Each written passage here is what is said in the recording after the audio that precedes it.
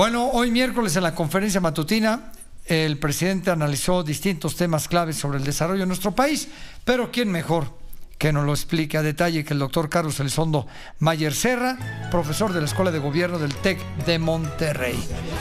Qué gusto saludarlo, doctor. Muy buenas tardes. ¿Qué le parece todo lo que he dado de preámbulo acerca de lo que dijo el presidente esta mañana sobre la crisis económica, la inflación, etcétera, etcétera? Mejor usted entre en detalle. Muchas gracias, José Luis. En efecto, el presidente puede con razón presumir estabilidad macroeconómica. Eso ha sido una de sus obsesiones. Ha sabido mantener la autonomía del Banco Central, ha respetado el régimen de tipo de cambio libre y ha mantenido un déficit público pequeño y ha logrado con ello pues mantener estable el tipo de cambio. Hay un fenómeno inflacionario que fundamentalmente viene de fuera, esperemos que no se desborde, lo estamos viendo en otros lugares del mundo. El ama de casa promedio sí tiene ingresos menores y eso es un motivo para preocuparnos a todos y en particular supongo para el gobierno, donde sí ha quedado muy por debajo, no solo de lo prometido como nos dijo, sino yo creo que de lo posible es en materia de crecimiento.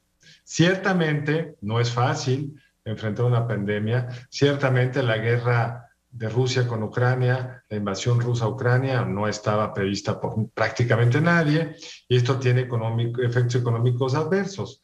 Pero si comparamos otros países, empezando por Estados Unidos o la mayoría de los países de la región, se han recuperado mucho más rápido que México. México optó por no dar apoyos, quizá en algún sentido tenga razón el presidente, no nos abultó el déficit público, pero el problema y donde sí creo que hay omisiones y problemas y explican una parte de este bajo crecimiento es una serie de medidas que han disuadido a la inversión y que son responsabilidad absoluta del gobierno de la República. La más evidente, si uno ve las gráficas, la inversión privada empieza a caer después de la cancelación del aeropuerto de Texcoco, que fue un golpe a las expectativas de manejo, pues con base en las mejores políticas públicas posibles para, por ejemplo, definir cómo optimizar el espacio aéreo de la Ciudad de México, del Valle de México, que claramente lo estamos viendo. No se resolvió con Santa Lucía, porque ya los habían indicado todos los estudios, no podían coexistir bien Santa Lucía y el Benito Juárez. Hoy hay cifras muy positivas de inversión extranjera, hay una gran oportunidad en este momento que es pues la relocalización de la inversión que sale de China por razones geopolíticas, por el encierro tan largo a la que ha estado sometido China en los últimos meses, se está desacoplando de la economía mundial, los costos de transporte han aumentado. México es un lugar muy atractivo y esa parte de la economía crece bien, pero podría crecer mucho mejor si estuviéramos enfocando la inversión pública a proyectos de alto valor que ayuden a conectar mejor México con Estados Unidos, los estados del sur con los del norte. Ha habido una caída brutal en la inversión extranjera directa en materia energética, la eléctrica se ha colapsado, vivimos el absurdo de tener muchos proyectos parados que no se pueden conectar porque la CRE no les quiere dar el permiso, proyectos, muchos de ellos eólicos, solares, que nos ahorrarían gas que hoy estamos importando de Estados Unidos. Estamos desaprovechando esta oportunidad para licitar los campos petroleros que no va a poder desarrollar Pemex y que permitirían ingresar recursos al país, a reactivar la industria petrolera.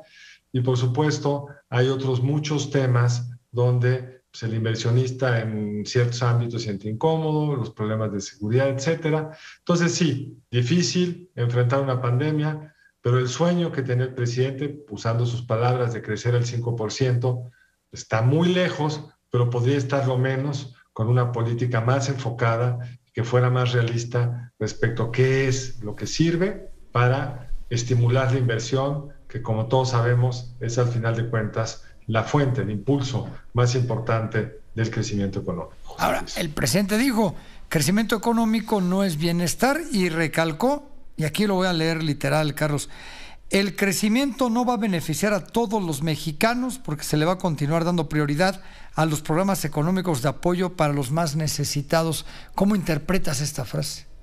Bueno, ayer nos dijo que a los ricos les ha ido muy bien, entonces habría que ver como el argumento en su conjunto. Pero no está peleando una cosa con otra, José Luis. Entre más crezca la economía, el socio de todos los inversionistas, que es el erario, más recauda, y entre más recauda, más capacidad de tener estos proyectos, estas transferencias a los sectores que esperemos, a los más necesitados, porque no todo llega a los más necesitados. Entonces no está peleado. Qué bueno que le importa a los pobres, qué bueno que los va a visitar, qué bueno que hable en su nombre, yo creo que eso hay que celebrarlo. Pero bueno, la política social tiene problemas y podría ser mucho más activa, con mucho más recursos en temas que les importa mucho a los y las mexicanas, guarderías, escuelas de tiempo completo, muchos servicios públicos se han recortado por falta de recursos, y si hubiera más crecimiento económico, José Luis, pues habría más recursos disponibles para el gobierno.